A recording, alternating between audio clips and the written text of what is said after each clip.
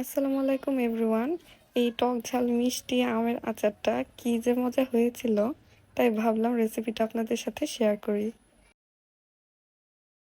তো প্রথমেই ভাবি গুঁড়া মশলাটা বানানোর জন্য এখানে কিছু পাঁচফোড়ন আর শুকনো মরিচ কয়েকটা টেলে নিচ্ছিল, এগুলোকে ব্লেন্ড করা হবে।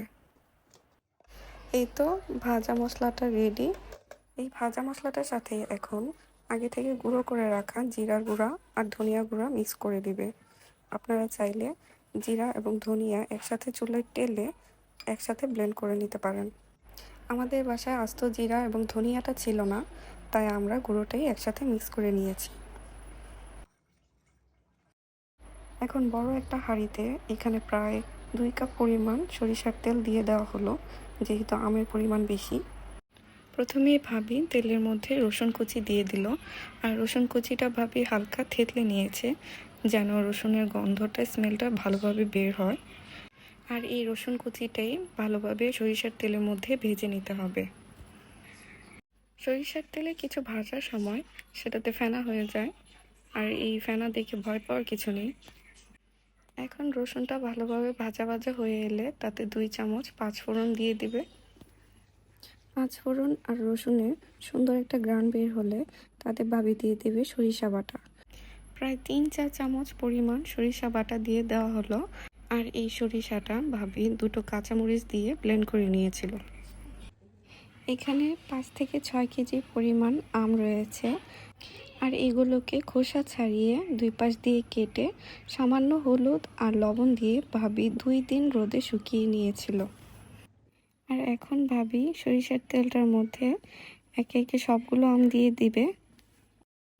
আর তার জন্যই ভাবি প্রথমে বড় হাঁড়ি নিয়েছিল, কিন্তু আচার হয়ে যাওয়ার পর সেটার পরিমাণ কিন্তু কমে আসে। এই তো এখানে সবগুলো আম দিয়ে দেওয়া হলো, আর এখন এই তেলের মধ্যেই আমগুলোকে ভাজা ভাজা করে নিতে হবে।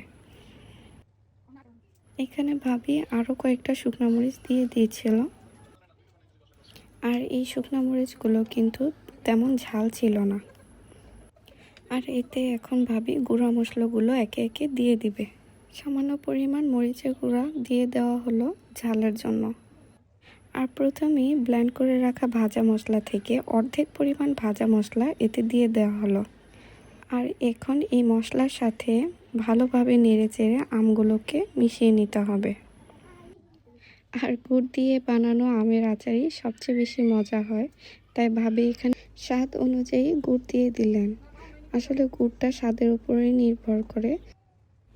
আপনি যদি আচারে বেশি পরিমাণ মিষ্টি চান তাহলে গুড়টা বাড়িয়ে দিবেন, আর যদি আপনার টকটক আচার পছন্দ হয় তাহলে গুড়ের পরিমাণ কমিয়ে দিবেন। এই তো গুড়ের সাথে আমগুলোকে ভালোভাবে মিশিয়ে নেওয়া হয়েছে। এই পর্যায়ে এসে স্বাদ অনুযায়ী লবণ দিয়ে দিবেন, আর লবণটা টেস্ট করে দিবেন, কারণ আমের মধ্যে আগে থেকেই লবণ ছিল। ভাবির কাছে মনে হলো মিষ্টিটা একটু কম হয়েছে, তাই ভাবি আরও কিছু পরিমাণ গুড় দিয়ে দিল।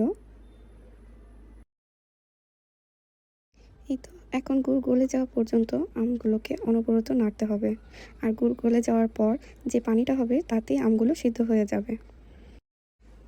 এই পর্যায়ে অনবরত নাড়াচাড়া করতে হবে, না হয় আমগুলো নিচে লেগে যাওয়ার একটা সম্ভাবনা থাকতে পারে। আমগুলো নরম হয়ে আসা পর্যন্ত প্রায় 15 থেকে 20 মিনিট পর্যন্ত এটাকে রান্না করে নিতে হবে। রান্নার এক পর্যায়ে এটা কালার চেঞ্জ হয়ে আসলেই বুঝতে হবে আমের আচার একদম রেডি। এই তো আমের আচারের কালারটা চেঞ্জ হয়ে গিয়েছে, আর আমগুলো নরম হয়ে গিয়েছে। এই পর্যায়ে বুঝতে হবে আমের আচারটা একদম রেডি। আচারটা দেখতে কী যে লোভনীয় হয়েছিল, আর মাশাল্লাহ এত সুন্দর স্মেল বেরিয়েছিল। এখন এডিট করার সময় আমার আবার খেতে ইচ্ছে করছে।